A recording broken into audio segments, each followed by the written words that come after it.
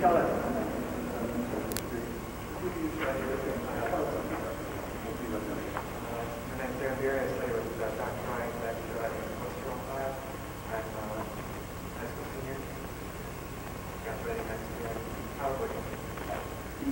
I must tell you, he's playing one of the most difficult Rachmaninov Preludes. Not only are the notes difficult, but it's the sentiment, which is so difficult, and the tone. So I like to see people get up and do this because it really shows that they have humor on something.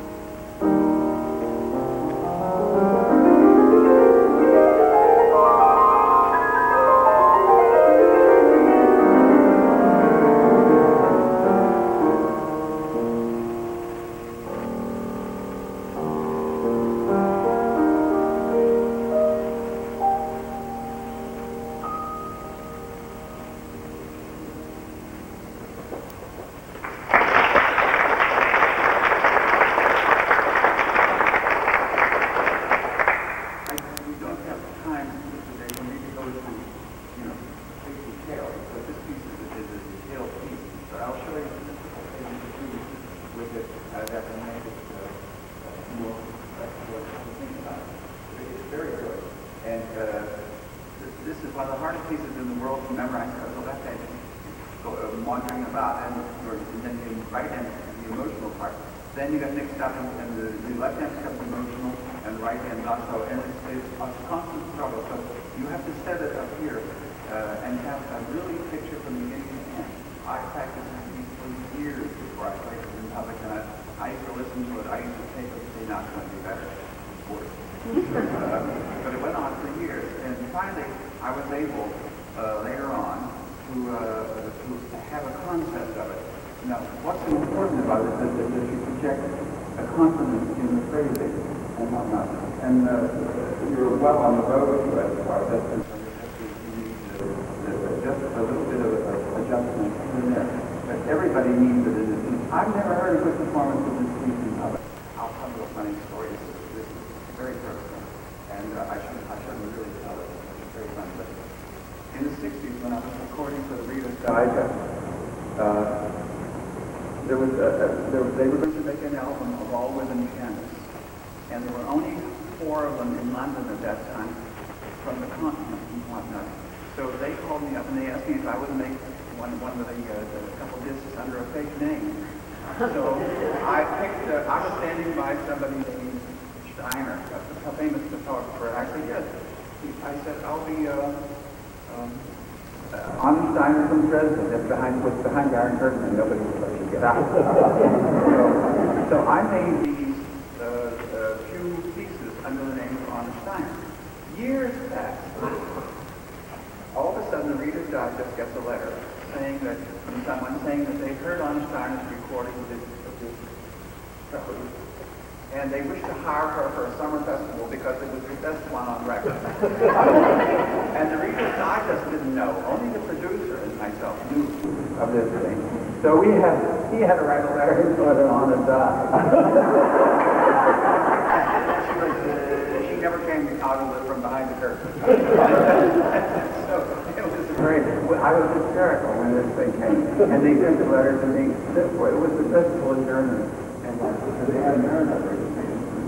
Anyway, that's not a story about that.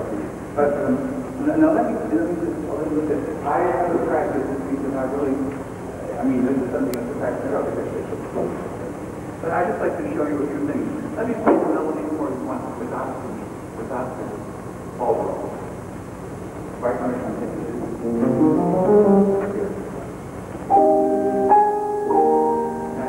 first thing, you ask a question.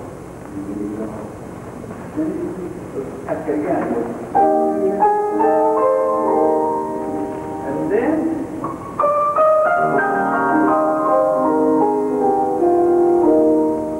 it goes to that. And then repeat it again. You ask it again. And then again.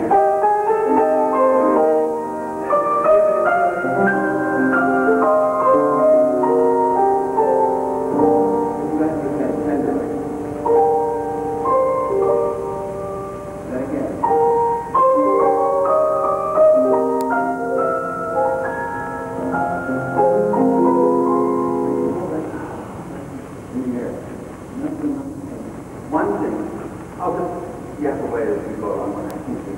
The left hand, don't think of the left hand thing. It's the canvas on which you're painting this too. And you keep it steady and don't get excited. And I'll just show you the beginning with the left hand now. So you'll see what I mean. And all the way through the piece, it's that way. If you do anything with the left hand, you can slow up a little bit to move forward. But in the middle, you don't stop on the left.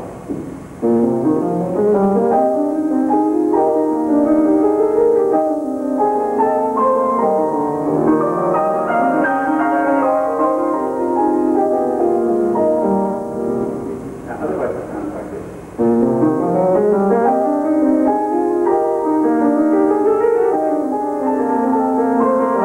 And it sounds like somebody who's very wayward. You go along with it. And you understand what I mean. Steady the left hand, and work on what you're trying to say in the art. Let it go where it's going, and don't rush on it, because it's a big time it's coming later. So if you do anything here, it's like some fingers